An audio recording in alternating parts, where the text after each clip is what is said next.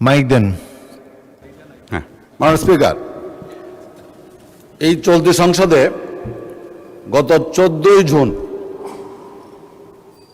নীলফামারী 4 থেকে আসন থেকে নির্বাচিত মাননীয় সংসদ সদস্য বাজেটের উপর আলোচনা করতে গিয়ে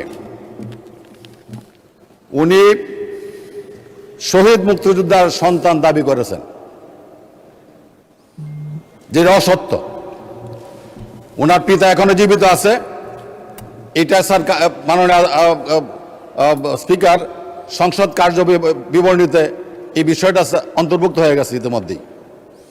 এই অসত্য বিবৃতিটি এক্সপান্স করার জন্য আমি মাননীয় স্পিকার আপনার কাছে সবিনয় নিবেদন করছি। ধন্যবাদ মাননীয় সদস্য।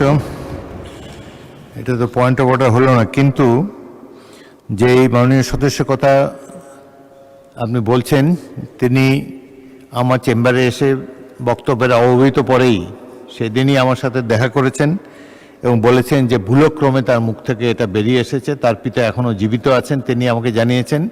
এই বিষয়টি পত্রপত্রিকাটাও এসেছে এবং উক্ত মাননীয় সদস্য তিনি নিজেও বক্তব্য দিয়ে তার ভুল স্বীকার করেছেন। এটা স্লিপ অফ টাং বা অনিচ্ছাকৃত একটি ভুল। সুতরাং এটিকে সংসদের কার্য বিবরণী থেকে এক্সপাঞ্জ করা হবে।